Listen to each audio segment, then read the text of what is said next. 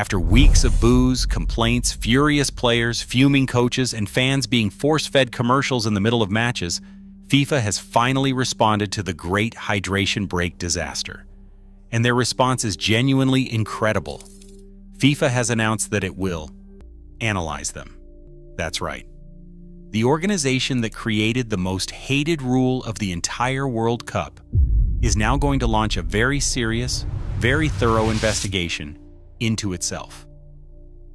Let that sink in for a second. The breaks that nobody asked for, that everybody despises, are now going to be carefully reviewed by the exact same people who invented them. So I think we all know how this investigation is going to end. But let's go through it anyway, because the things Gianni Infantino said while defending these breaks are some of the funniest, most insulting things FIFA has produced all tournament. First, a quick reminder of where we are. FIFA forced a 3-minute break into every single match at this World Cup, twice a game, in the 22nd and 67th minutes. 3 minutes, twice, in every match. And the reaction has been close to universal hatred. Players hate it. Coaches hate it. Fans hate it so much they have been booing the referee the moment he signals for the break. England manager Thomas Tuchel said it interrupts and changes the entire identity of the match. Uruguay's Marcelo Bielsa, one of the most respected minds in the sport, said splitting football into quarters adds nothing and takes away a lot. Even the coaches who support it, like Spain's Luis de la Fuente, can only manage a well, it's fine in the heat, while openly asking why on earth they are stopping games in cool weather and inside air-conditioned, closed-roof stadiums. And that's the part that exposes the whole thing, because the official reason for these breaks is player welfare, the heat. Fair enough, when it's roasting, when players are genuinely cooking out there, nobody sane argues against a quick drink. If it's 104 degrees Fahrenheit, which is 40 degrees Celsius, give them 30 seconds, splash some water, protect the athletes. Of course, everyone agrees. But that is not what is happening. England drew with Ghana in perfectly comfortable temperatures, and the game still got stopped. Matches in Atlanta, played indoors under a roof with the air conditioning humming, in a stadium where the temperature is literally controlled by a machine, still stopped. For 3 minutes, twice. To protect players from a heat that does not exist inside a climate-controlled building. So already, the "it is about the heat" story has a giant hole in it. And when you point that out, FIFA reaches for excuse number 2, and this is where it gets truly special. Infantino's big argument is equal conditions. His logic goes like this. If FIFA only used the breaks in the hot games, and not the cool ones, then a coach in a hot game would get a chance to talk to his players and make tactical adjustments, while a coach in a cool game wouldn't. And that would be unfair. So to be fair to everyone, they stop every game. Read that again, slowly, because Infantino just talked himself into a corner and didn't even notice. He's worried that a coach getting a 3-minute window to re-coach his team mid-half is a competitive advantage so unfair it must be standardized across all 104 matches, which is FIFA openly admitting that these breaks are tactical timeouts.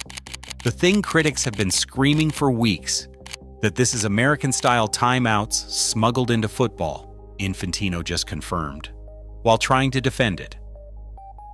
He's not denying it's a coaching break. He's saying it's such a powerful coaching break that fairness demands everyone gets one. Congratulations, Gianni. You just argued the other side's case for them. But the real masterpiece, the line that deserves a standing ovation, is this one. Infantino looked the football world dead in the eye and insisted that FIFA makes absolutely nothing from these breaks. Zero. No additional revenue. This is not a financial issue for us, he said. For us, it is purely a sporting matter. His reasoning? All the broadcast contracts were signed well in advance, So FIFA isn't pocketing any new money from the ads running during the stoppages. Yeah, right. Let's deal with this, because it's an insult to everyone's intelligence. The BBC spoke to advertising experts who priced out exactly what these breaks are worth.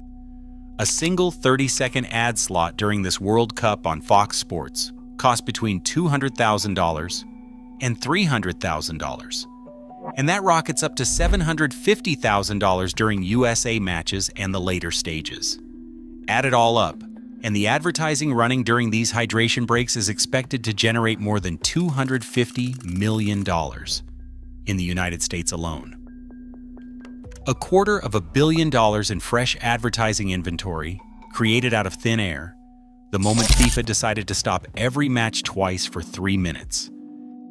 Now, is Infantino technically, narrowly, on a lawyer's reading, correct that FIFA itself might not see new money because the broadcast deals were already signed? Maybe. But come on. FIFA negotiates those broadcast deals. FIFA sells those rights. A product that suddenly contains $250 million of extra ad space is worth more next time the contracts are negotiated. And Infantino knows it. When he was asked about the broadcasters cashing in, he actually shrugged and said, "Broadcasters maybe, they generate more. I don't know, that's great for them." That's great for them. He created the ad slots, handed them to his broadcast partners, and called it a coincidence. Don't pee on my leg and tell me it's a hydration break. So let's just lay it out plainly. Because the math is devastating. The players don't want it. The coaches don't want it. The fans are booing it in the stands. And FIFA swears up and down that it isn't making a cent from it. So I have one simple question. If absolutely nobody wants this, and nobody's even making money from it, then why does it exist at all? Why are we here? Why is the most watched sporting event on the planet being interrupted twice a half for a thing that, by FIFA's own account, benefits literally no one? Because the honest answer is the one Infantino will never say out loud. Somebody is making money. The tactical timeout cat is out of the bag, and $250 million in ad slots does not appear by accident. Which brings us back to the analysis. Because here's what's actually happening, and it's worse than it first sounds. When you read the fine print, FIFA isn't analyzing these breaks to get rid of them. Infantino said FIFA will study the experience and consider keeping hydration breaks for future World Cups. He's not reviewing whether they were a mistake. He's reviewing whether to make them permanent. And he's already lined up the spin to justify it. Suddenly, the breaks aren't just about heat anymore. Now Infantino claims they might be making the football better.